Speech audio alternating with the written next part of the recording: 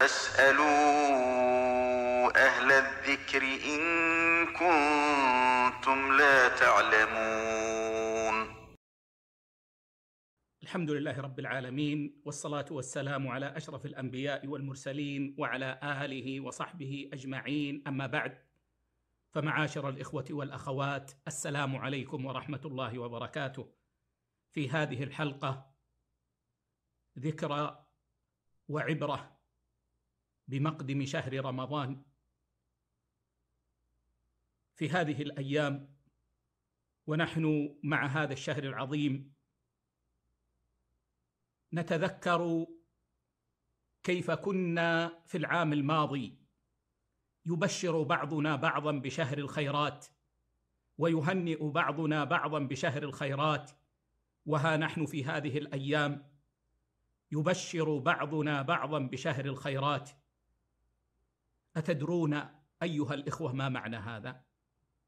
معنى هذا أن عاما كاملا قد مضى من حياتنا.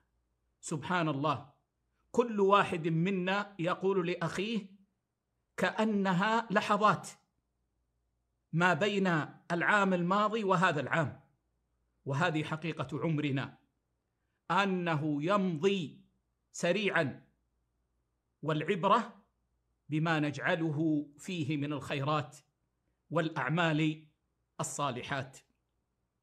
كم من حبيب فقدناه، كم من قريب كان معنا في العام الماضي في هذه التهنئة والبشارات، اليوم لا نجده، قد أدخل قبره ونحن لا ندري عن حالنا.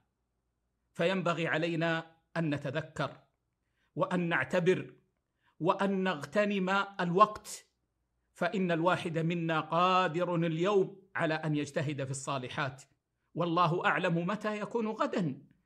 قد يضعف الإنسان، قد يمرض الإنسان، قد تشغله الشواغل، قد يموت وينقطع عن هذه الخيرات. والمعلوم أن المقبور يود أن يرجع إلى الدنيا ليسجد لله سجدة ولو بالدنيا كلها، ونحن قد أمكننا الله عز وجل وأمد في أعمارنا حتى أدركنا هذا الشهر، فلنغتنم خيراته ولنكثر من الأعمال الصالحات ولنجتهد في ذلك، ولنعلم أن في سباق إلى الجنة، فهنيئا للسابقين، هنيئا للمسارعين. أسأل الله عز وجل أن يجعلني وإياكم ممن سابق فسبق وسارع فقبل، وأن يتقبل منا أجمعين، والله تعالى أعلى وأعلم، وصلى الله على نبينا وسلم.